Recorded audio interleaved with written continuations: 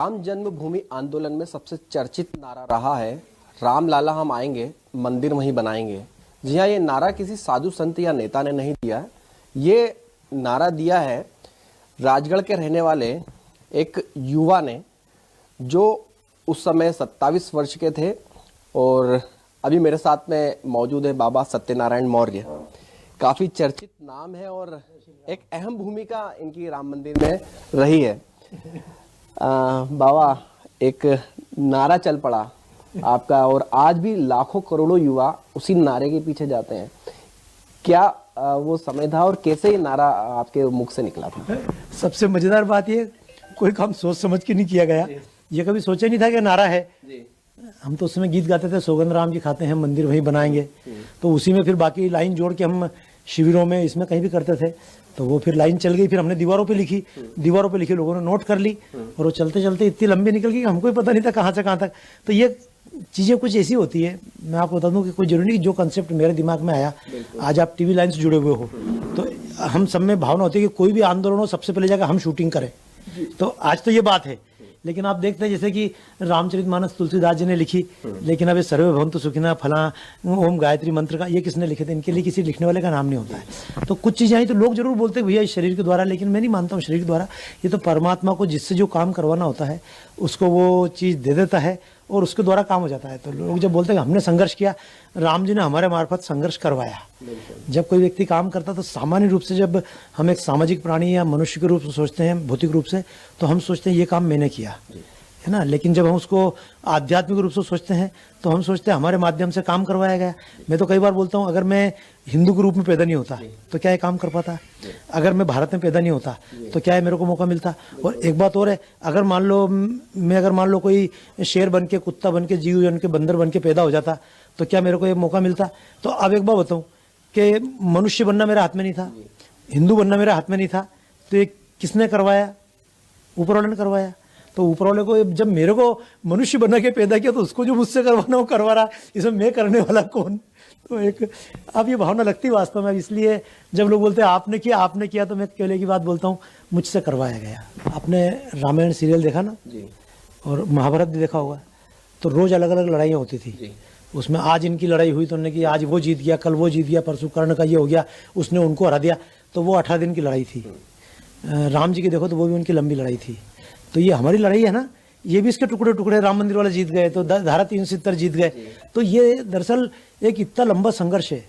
क्योंकि जब आप बोल रहे हैं कि मतलब लड़ाई जीत गए, लड़ाई का एक मुकाम जीता है और ये लड़ाई लंबी है। फिर उसमें क्या है, जहाँ तक आपने बात की राजनीति की, तो जब रामचरितमानस हम पढ़ते तो उसमें जब मंत्रा केकई को भड़काती है और केकई बोलती है नहीं राम के बारे में तो ऐसी बात मत कर, तो वो उससे बोलती को नृप हो हमऊ कहानी, कोई भी राजा बने हमें क्या अंतर पड़ना, चेरी छोड़ भयऊ न रानी। तो जो आम आदमी है ना, उसको राजनीतिक बात करने में शर्म आती है। जैसे आज लोग मुझे बोलते हैं कि तुम राजनीति कर रहे हो, तो मेरे लिए कोई शर्म की बात है क्या? मतलब जब कोई गुंडागर्दी कर रहा हो उसके लिए शर्म की बात नहीं, जो राजनीति का सहारा लेकर देश तोड़ रहा हो उसको शर्म नहीं। तो हम अगर राजनीति का सहारा लेकर देश को जोड़ें तो हमारे लिए कोई शर्म की बात थोड़ी। और मैं तो एक बात बताता हूँ, कई बार लोग मेरे को भी देख के बोलते हैं तुम फला पार्टी। अच्छा, आपने खुद ने देखा इंदौर में मध्य प्रदेश आप इतने दिनों से, मेरे कोई गवर्नमेंट पुरस्कार देना है क्या? या किसी गवर्नमेंट ने सम्मान किया क्या? या किसी गवर्नमेंट ने बड़े बड़े नेताओं को, कवियों को पैसा दिया? आज तक मध्य प्रदेश की गवर्नमेंट ने कभी बाबा सत्यनारायण मौर्य को कुछ दिया क्या? तो नहीं दिया। तो भी हम उनके लिए मतलब जो बोलते हैं उनको सपोर्ट होता है। क्यों? क्योंकि हम इनके लिए काम थोड़ी कर रहे हैं। हम किसी को मुख्यमंत्री बनाने के लिए, किसी को प्रधानमंत्री बनाने के लिए काम नहीं कर रहे हैं। हम तो इस देश को बचाने के लिए काम कर रहे हैं। और इस देश को बचाने में हमको जिनका भी सहयोग लेने की आवश्यकता पड़ेगी हम पड़ेंगे। जब हमको घर की सफाई करना पड़ती है तो हम मतलब गंदगी में सनने से बुरा नहीं समझते हैं। तो राजनीति इतनी गंदी चीज, सुभाष चंद्र बोस नेता थे, ये नेता थे, मोदी जी भी काम कर रहे हैं, मैं मानता हूँ बहुत अच्छा, हमने भी साथ उनकी राजनीतिक काम किया, योगी जी भी कर रहे हैं। तो राजनीति में से कर रहे हैं, उसमें कोई गलत की बात नहीं है। राजनीति के द्वारा देश तोड़ो तो गलत है, राजनीति के द्वारा तुम बाबरी का समर्थन करो और लोगों को भड़काओ तो गलत बात है। बाकी राजनीतिक द्वारा अगर आप देश को एक करना चाहते हो, राजनीति द्वारा जातिवाद खत्म करना चाहते हो। अब मैं राम मंदिर की बात करता हूं ना, तो मैं आपको कविता में बता रहा हूं। लोग बोलते हैं राम मंदिर समस्या थी समाधान हुआ। मैंने कहा गलत, राम मंदिर देश की सारी समस्याओं का समाधान है। अमरनाथ का पथ भी अलगावों का आज शिकार हुआ, बर्फीला हिमवान बारूदों में जलकर अंगार हुआ। आपने कारगिल देखा, ये देखा, अमरनाथ की यात्रा पे हमले होते थे, है ना। फिर देश में गंगा के लिए बिहार और उत्तर प्रदेश लड़ रहे हैं कि अमरनाथ का पथ भी अलगावों का आज शिकार हुआ। बर्फीला हिमवान बारूदों में जलकर अंगार हुआ। प्रांतवाद के खंजर से घायल गंगा कावेरी है। जातिवाद के अंधियारे की छाई रात घनेरी है। इन सबका हल राष्ट्र प्रेम जो मंदिर से उपजाना है, टाट हटाकर ठाट बाट से स्वर्ण शिखर तक जाना है। ये राम मंदिर बन रहा है, अब इसमें कोई जाति पूछ रहा है क्या? हालांकि इस समय पे भी कुछ महान कहलाने वाले संत जो पद पे बैठे हुए हैं, जिनके नाम पे बैठे, उनके जैसा शंकराचार्य जी थे तो उन्होंने चांडाल के अंदर भी अपने शंकर को देखा। और मैं तो जो राम मंदिर के अवसर पे ये बात कहना चाहूंगा, मंदिर कैसे बना ये मेरे लिए महत्वपूर्ण नहीं, मेरे लिए महत्वपूर्ण कि युगों युगों से वाल्मीकि विप्रो द्वारा अभिनंदित है। आज वाल्मीकि जी ने राम जी के गीत गाए, लेकिन वाल्मीकि का नाम लेकर राम के खिलाफ और देश तोड़ने का षड्यंत्र कर रहे हो कि युगों युगों से वाल्मीकि विप्रो द्वारा अभिनंदित है। मंदिर में श्री राम स्वयं रैदासा द्वारा वंदित है। बोलो क्या रसखान रहीमों को मिलता सम्मान नहीं, बिना जाति के क्या कबीर की बनती है पहचान नहीं, नहीं प्रभु की भक्ति बंदित जाति वर्ण बपोती में, और आ बस्ती रेदासों के घर गंगा स्वयं कटौती में। जात न पूछे भात जगन्नाथों की ये ठकुराई है, और विप्रो द्वारा पूजित भारत में सदन कसाई है। राम मंदिर के बाद मैंने देश की जो संस्कृति है, देश का जो विज्ञान है, उसके लिए काम किया। तो मैंने कहा ना आपसे कि देश सब तरफ से ऊंचा उठ के ऊपर पहुंचे। इस देश में गो हत्या ना हो, इस देश में महिलाओं को सम्मान मिले, इस देश में आतंक खत्म हो जाए, इस देश में बच्चा घर से निकले वापस घर आ जाए, इस देश में बच्चे माँ बाप की कदर करने लगे। भाई ये सारी चीजें हम बच्चों को मतलब मैगी और पास्ता खिला खिला के हाय बेटा हाय मम्मी हाय डेट करते रहे तो फिर ये संस्कृति खत्म हो जाएगी। तो हमारे माँ बाप भी अपने घर में रहे, मंदिर में राम अयोध्या में बैठ जाएं, ये एक पक्ष है। लेकिन हमारा बाप, हमारी माँ, हमारे परिवार, हमारे लोग हमारे घर पर बैठकर हम पे शासन करें। देखो जवान आदमी बाप को चलाए। आज आपको लगता है युवाओं को राम से जोड़ने की आवश्यकता है, या युवा खुद व खुद राम से जुड़ने वाला है? सभी को राम से जोड़ने की आवश्यकता है।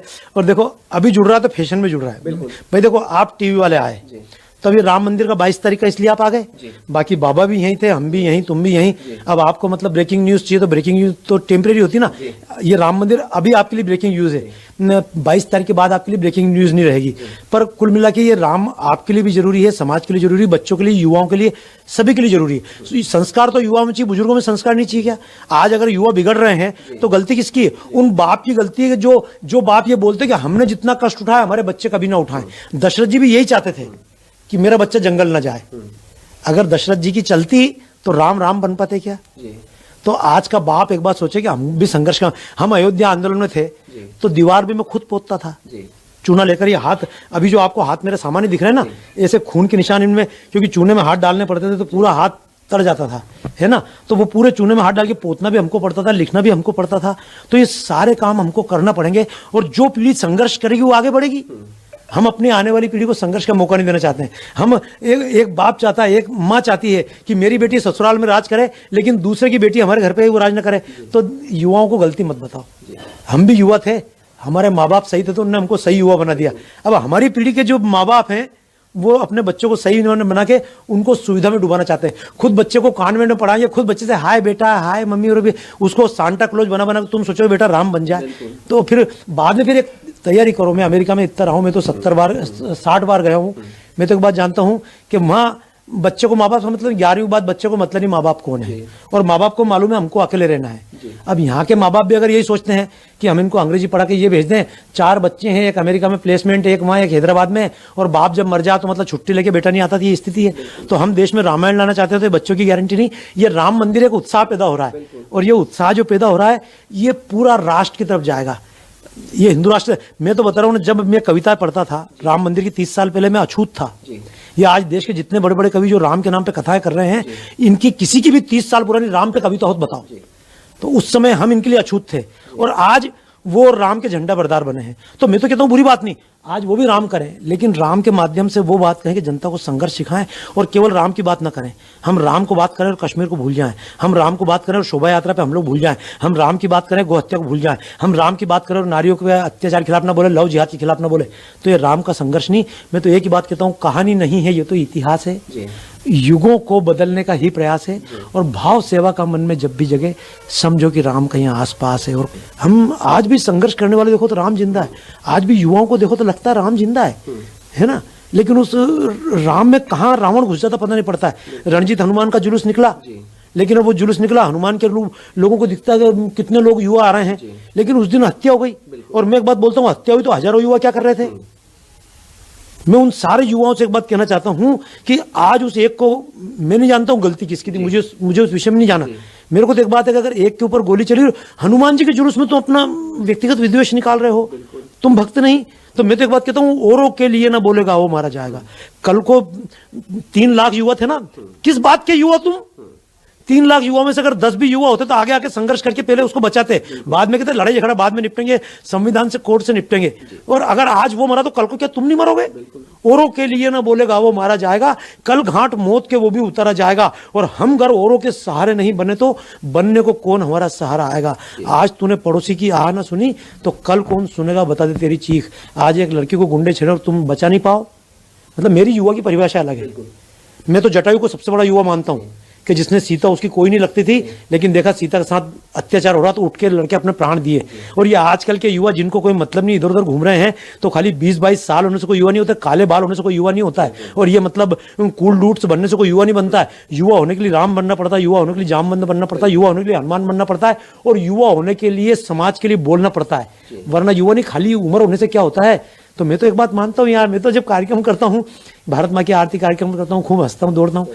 लोग बोलते हैं कि उम्र क्या है, तो मैं बोलता हूँ 55 के बाद तो बचपन चालू होता है। और परमात्मा बचपन छीनता, बचपना नहीं छीनता। हम सब में बचपना रहे, युवापन रहे। और राम के इस मंदिर के अवसर पर मैं आप सबको शुभकामनाएं देता हूँ। और खाली शुभकामना नहीं दे रहा हूँ, शुभकामना दे रहा हूँ और एक दायित्व भी दे रहा हूँ कि जैसे बाबर ने मंदिर तोड़ा, ये मंदिर कभी टूट ना जाए। क्योंकि अगर मान लो आबादी इस तरह से बढ़ती रही, अगर ये आबादी बढ़ी तो योगी जी और मोदी जी भी क्या कर लेंगे? अगर संख्या 10% का अंतर आता है तो जहां 800 वोट से, 1000 वोट से, 2000 वोट से चुनाव जीत रहे हो, अगर देश विरोधी की संख्या अगर 10% बढ़ गई तो कौन सा तुम ये राम मंदिर को सुरक्षित कर लोगे? तो राम मंदिर का उत्साह भी मनाएं और ये राम मंदिर बचा रहे, इसके लिए प्रयास भी करें। जय श्री राम। बाबा, एक अंतिम सवाल रहेगा। कई यात्राएं आपने निकाली हैं, 22 तारीख को लेकर यात्राओं की तैयारी में आप लगातार जुटे हुए हैं। किस प्रकार की यात्रा रहने वाली, कितनी भव्य ये यात्रा होगी? इस बार बहुत अच्छी यात्रा निकल रही है चित्रकूट से अयोध्या तक, क्योंकि राम राजा बन के अयोध्या जा रहे हैं। पर राम राजा बन के गए तो राम राज्य तो उसके पहले था, भरत जी ने राम राज्य चलाया था नंदीग्राम में। जब प्रभु श्री राम लंका गए थे तो वो सबको मालूम है, भरत जी आए थे, भरत जी ने कहा कि भैया तुम चलो। राम जी ने कहा भैया मेरे को पहले देश संभालने काम, देश बचा तो अयोध्या बचेगी। तो उन्होंने कहा अयोध्या तुम संभाल लो, देश को मैं संभाल लूंगा। तो राम ने पूरा संघर्ष किया, तो चरण पादुका प्रतीक के रूप में दे गए थे। अब प्रतीक के रूप में नेता आज भी अपना रहे, लालू प्रसाद भी अपनी चरण पादुका की देखे गए थे, हेमंत सोरेन भी देने वाला है, केजरीवाल भी देने के चक्कर में ढूंढ रहा है, लेकिन इनकी चरण पादुका अलग प्रकार की है। राम जी देखे गए थे और जिसने चरण पादुका ली थी उसने श्रद्धा से वापस की। आप देखेंगे जो जीतन राम मांझी का नीतीश का झगड़ा चल रहा है नहीं, या मध्य प्रदेश में उमा भारती गई, बाबूलाल गौर आए, तो ये चरण पादुका कोई आमतौर पर वापस नहीं करता है। लेकिन राम जब आए तो सबसे पहले भरत ने अवध राम को अर्पण कर दें, प्रभुता प्रभु चरणों में धर दें, तो भरत ने वापस राम को चरण पादुका दी थी। राम नंदीग्राम आए थे, अयोध्या नहीं आए थे सीधे, नंदीग्राम आके उतरे, वहां भरत मिले, राम ने भरत को गले लगाया, फिर भरत जी वापस चरण पादुका लेकर राम को अर्पित की, फिर अयोध्या गए थे। तो हम ये राम की चरण पादुकाएं, राम के चरण जो हम श्रीलंका से अयोध्या तक लाए थे वो चरण रहेंगे। और एक अच्छी बात है, उत्तर प्रदेश का संस्कृति विभाग भी इसमें शामिल हो रहा है, वो भी हमारी बाकी व्यवस्थाएं कर रहे हैं। तो हम इस यात्रा को लेकर जाएंगे। और एक बहुत खुशी की बात मध्य प्रदेश वालों के लिए ये भी है, मैं तो मध्य प्रदेश में भी अनुरोध करूंगा हमारे मित्रों से, माननीय मोहन जी से, और नहीं तो इनसे भी क्या, मोहन जी राजा है पर महाकाल तो महाराजा है, तो हम पहले महाकाल बाबा के पास जाएंगे, क्योंकि महाकाल के सैनिक राजा विक्रमादित्य, सबसे पहले तो उनने मंदिर बनाया था, जिस मंदिर को बाबर ने तोड़ा उनने बनाया था। तो अब नया मंदिर बन रहा, तो मैं पहले महाकाल भगवान के दर्शन करके राजा विक्रमादित्य का आशीर्वाद लूंगा, और फिर इस मंदिर को लेकर हम चित्रकूट से राजापुर, श्रृंगवेरपुर, प्रयाग, फिर उधर सुल्तानपुर होते हुए अयोध्या के लिए हम प्रवेश करेंगे। तो इस बार धूमधाम से जा रहे हैं। जितने मित्र वहाँ उस दिन दर्शन कर पाएंगे पीएम प्रोटोकॉल में करेंगे, नहीं तो बाद में ये तो निमंत्रण कार्ड आया, लोग बोलते चिट्ठी आई है चिट्ठी आई है बड़े दिनों के बाद, तो इनकी चिट्ठी आई है वो अपनी जगह पे ठीक है, लेकिन राम जी ने तो सदा बुलाया, चलो बुलावा आया, राम जी ने बुलाया है, तो पूरे देश के लोग चलेंगे। वहाँ की व्यवस्थाओं को ध्यान रखते हुए आप सब भी दर्शन करने राम जी के पास पहुँचे, और जो ना पहुँच पाए अपने गाँव को अयोध्या बनाए, क्योंकि अयोध्या ही राम की जन्मभूमि नहीं है, पूरा देश राम की जन्मभूमि है।